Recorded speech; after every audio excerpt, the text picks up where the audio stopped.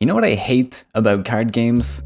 Actually learning how to play them in the first place. And don't take this the wrong way, I love playing card games. But to actually enjoy one, I always find I have to go through the tedious process of reading cards and memorizing cards and learning mechanics and memorizing cards, and I have a terrible memory. But Cards and Castles 2 does a great job of getting you into the action fast with its simple gameplay and keeps you invested with its massive deck building pool. If you're new to the channel, welcome to the channel. My name is Moonfasa, and I'm an avid player of the cardboard genre, a term I like to use to represent the ever-growing presence of summoner-style CCGs mashed with the complexities of the chessboard. And while I'm usually drawn to this genre because of the deep underlying strategies that these two elements can bring to the table, Cards and Castles 2 has been a refreshing and less mentally taxing take on the genre. Similar to other summoner card games, you and your opponent take turns summoning creatures and using spells to drop the other player's life total from 20 to 0. But since this game does have a board to play on, there will be several position-based mechanics in the game.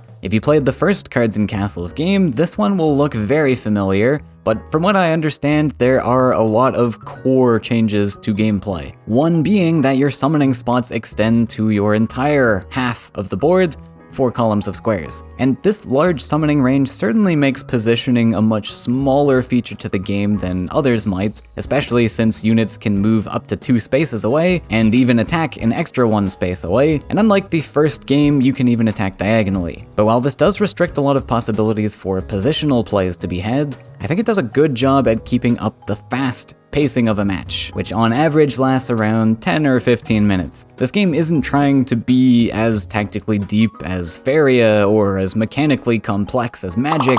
It has a clear goal in mind of giving you a fun and simplified experience so you don't have to strain your brain too hard. But it still manages to sprinkle in these positioning elements and other things that come along with a chessboard, without feeling like this idea was forced into its gameplay. I do think the game is really fun for the direction it takes, and I appreciate the concise direction of these core game mechanics. Before I get too carried away calling this game simple though, I do want to stress that this game does have depth to it. It's simpler than a lot of other games I play on this channel, but you will definitely get a challenge here if you're not looking to completely shut your brain off. It may look like just another mobile game on the surface with its chosen art style, and we did actually get a mobile release this past weekend, but the gameplay is nothing to turn a blind eye to. The board does matter, and you'll still have to be careful of where you position your units, how you body block your more important units, and you'll have to be wary not to lose control of the center. Else you'll have to summon units in the back corners of your territory and leave your castle wide open. Thankfully, we get a special castle power we can make use of once per turn that lets us summon a 1/1 peasant for 2 gold. The main resource in this game. This little guy shouldn't be slept on, because he's a great way to body block in a pinch, and a way to spend your excess resources on. Because we use the mana refresh system in this game, similar to Hearthstone, starting at 1 gold on turn 1, then 2 on our next turn, and slowly increasing every turn until we cap out at 10. And this pool of gold will refresh to full every turn as well. So it's important to get as much use out of this gold as we can to not waste any. Peasants are one way we can do this, but the game actually relies pretty heavily on card draw and card generation to fill out the rest of your gold curve. You may notice this little structure here on the board called the supply depot. Both players will start the game with this on board, and when the enemy's supply depot is destroyed, you get a copy of a random card from your opponent's deck, which is a neat little objective to fight over on board, but after playing several games, I'm not sure if it's actually all that impactful. Because after playing for a while, I started to realize card generation is just necessary to include a lot of in every deck I built. Matches consistently make it past round 10, where you're now making 10 gold a turn, and you have to find some use for this 10 gold every single turn, or else you're just going to burn yourself out of cards, and your opponent might be able to make better use of this. So cards like Divine Knowledge and Horn of Valor often felt like auto-includes, because I can use these on turn 3 to spend all of my gold, or I could use these on turn 10 and then also have additional cards to spend my larger gold pool on. But without some form of generating extra cards, you're most likely going to lose. This is one thing that I do feel is marginally forced in this game. Where card draw is a commodity in other card games, it's a necessity in Cards and Castles 2. This doesn't feel super smooth as a design, but I think it works reasonably okay with what I'll touch on next here. The game, as I mentioned, is fairly simple in nature, but it keeps things exciting with randomly generated cards being a big mechanic of the game. And when I say this is a big mechanic, I do mean big. Randomness is a core identity of this game. It's probably impossible to avoid at least some kind of random roll occurring at least a few times in every match. But before you click away, I know how you're feeling. Many of you watching are probably sick of RNG being such a dominant force in digital card games these days. All I seem to hear is players hating this, and yet developers keep wanting to shove it down our throats for some reason. And in most cases, I'm on board with that opinion as well. Randomness can feel awful when you're playing at the top of your game, and yet no matter what you do, the RNG is so bad that even a cat walking over your keyboard could probably beat you. Especially if you're playing card games competitively, RNG, I believe, has no home here. But even still, this game had me hooked from the very start, and there are several reasons for this. I am a huge advocate against RNG in competitive card games. Now, I'll touch on the competitive scene a bit later. There are tournaments you can sign up for through their Discord, but honestly, what I like about this game is just how casual it is. Because they steer hard into the direction of RNG, the game has really been designed around this, so it works. Unlike a lot of other games out there where RNG was only included as an afterthought. Several cards exist to randomly generate you additional cards. I mentioned I wasn't a big fan of the need for generated cards, but the randomness here kind of makes the game feel a lot more like draft formats if you've experienced those from other games, and this also makes for a fun and exciting way to learn about new cards. With this though, I do think the game takes some not so great directions in its RNG design as well. Card generation can oftentimes pull cards from outside their designated factions.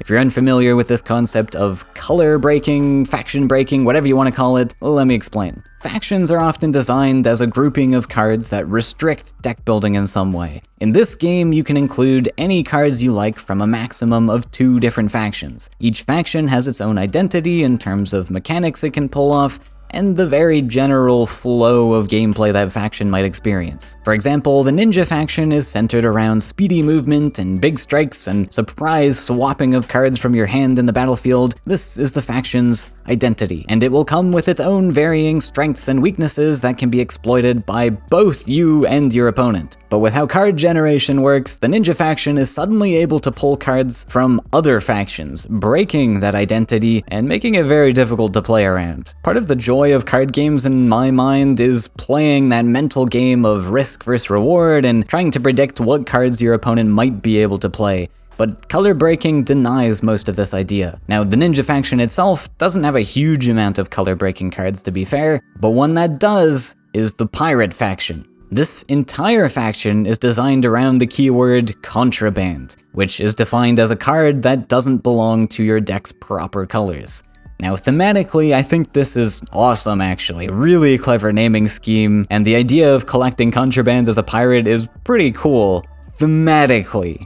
In terms of actual gameplay, this is just no fun to me because of color breaking, but you do walk into some very silly games where anything is possible, and I've already seen many other people really enjoy this actually. It can be a super exciting moment where one player is behind and then rolls the jackpot that brings them back into the game. I think this just depends on what kind of player you are, but also what sort of experience you're looking to get yourself into. The other factions are pretty unique as well, like the Necromancer faction that summons tombstones on death, and they have the ability to raise the dead up from them. Though tombs themselves can get pretty annoying after the novelty wears off, because while they are passable, you're not allowed to stand on them, so you have to spend a lot of extra time and actions hitting them away. But thematically, I think this is a super cool idea, and gameplay-wise, it works okay. There are actually 7 factions in total to choose from, and we get to pick 2 of them to include in our decks, remember, so that's a lot of combinations, and one of the main things I love about this game is deck building. Because of all the possibilities, you can spend hours just sitting in the deck builder brewing some stinky creations just to realize 4 other deck ideas that would also be fun to build. There's a lot of cool cards to pick from, like traps, which have various conditions for triggering, snipers, which can attack from anywhere on the board but have limited ammo and can't be buffed, and legendaries. Now, legendaries in this game are very strong, to the point where you kind of do need these in your deck to play at a competitive level.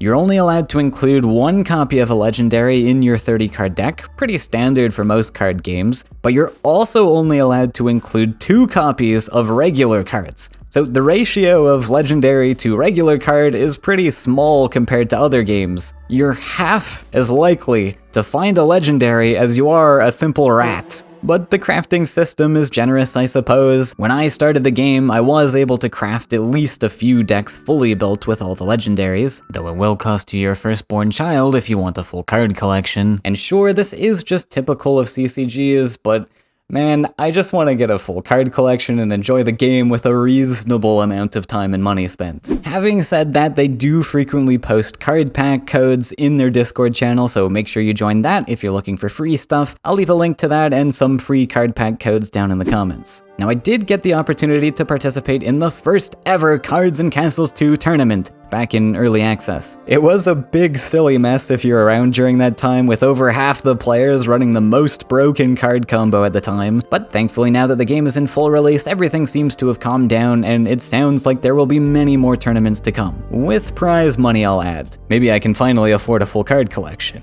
Now, I'm not personally interested in playing this game competitively. I think there are a lot of core foundations to the game that make for a not so great competitive experience. And no, I'm not just saying this for losing in the second round of the tournament. That's the game's fault, okay? Not me. A big deal breaker for me with competitive play is the color breaking. Because when random cards are being pulled from my opponent's normal colors, that's fine. I have a mental pool of cards in my head that I can maybe try to predict what my opponent has in hand. But when the game allows players to generate cards outside their colors, well, now we have to play around every single card in the game wherever possible. And from a competitive perspective, this is just a nightmare to keep on top of mind, and can make for a very miserable experience. Did your opponent just generate a random spell and then play a trap card? Well, guess you now have to tiptoe around every single possible trap card that exists in the game to avoid falling behind. Which is why I think this game is best played at a casual level. With its current card design, I don't think I could knowingly recommend this as a competitive game, but I do think it's a lot of fun if you set that idea aside and go in with the mentality of just playing for some silly fun. You can still get a mental exercise out of your matches, but this is a lot less taxing on the brain than other games I've showcased on this channel. And I think that's really nice to have actually in your Steam library. I don't need to be operating at 100% every waking hour of the day. Sometimes it's nice to just relax. Even with the game's simplicity though, there's just enough depth that happily kept me invested for over 100 hours. I probably won't be playing too much more of it because I've already had my fun here and I really am not that big on RNG, but I definitely recommend checking it out if you are a card game fan.